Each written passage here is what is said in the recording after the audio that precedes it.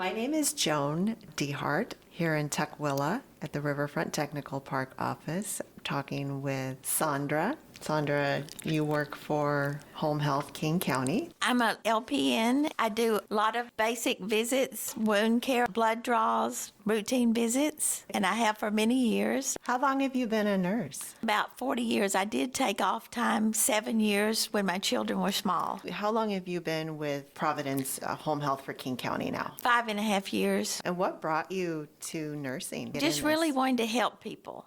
And I find nursing has a lot of opportunity for that. Have you had patients that you've seen for long periods of time? Yes, sometimes over 2 years or so. How is that to see patients over a long period of time? Do you work with them for their goals, for recovery? A lot of times it's chronic wounds that do not heal. You get to develop a long-term relationship, and I really like that. So your patients that you do see long-term, is there any one that sticks out? Yes, there is. Over a year ago on an ordinary work day, I went to see a patient I'd seen over 2 years, and they had been putting their middle-sized dog away each visit. But on this day, I needed to go to my car and get a supply that was not in the room. So I went out, got the supply. They had a glass front door. The dog was sitting on the couch actually barking, and I said, well, I know I need to ring the doorbell. The daughter was there, and instead of putting the dog in the room she usually did,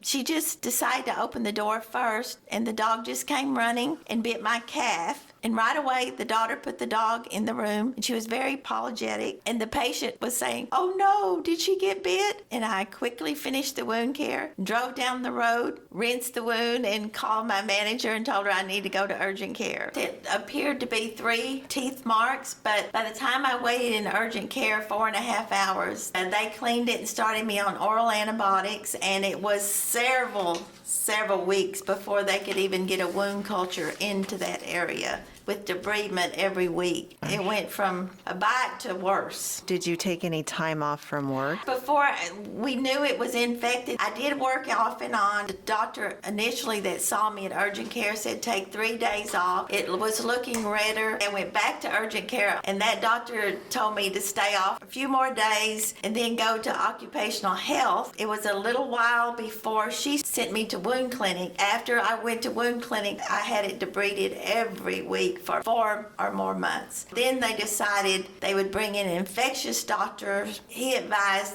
IV antibiotics. So I got a Medline. I've never had one before. They said these can sometimes be painful, but mine was painful the whole time. Did this change how you felt going into patients' homes afterwards? Did it make you more aware of your surroundings? It did. Even as I go out into a neighborhood now, I listen for dogs and very cautious, knowing that one can come running. Whatever I'm doing, if it's looking in the trunk for a supply or whatever. I think the main thing I want to tell in this interview is please remember my story. And as we go to patients' homes, however sweet the dog is, the patient or family is trying to convince you, can I just have this dog in here with me? Please say no, so we can all be on the same page with the same rules, and so no one else will have to go through this. It was 6 months before the wound closed, and now it's been over a year. Even now I have different levels of nerve pain, a damaged muscle, and a permanent scar. Are you feeling okay about going into patients' homes now? I just asked them in the beginning, do you have any dogs? They will have to be put away, and I understand that's also done on admission, so it's not the first time the patients and family have heard it. I had a coworker I was very close to, and she drew a lot of blood, and she said, well, I got bit today because I went and drew a patient's blood in a home. She was in bed, and there was a little dog hidden under the cover, and he came out and bit me when I was drawing her blood. Even though they're small, they're still dangerous. I just wanted to get the message out. Please don't be convinced by compassionate lovers of their animals. Safety is number one, and so that's my message.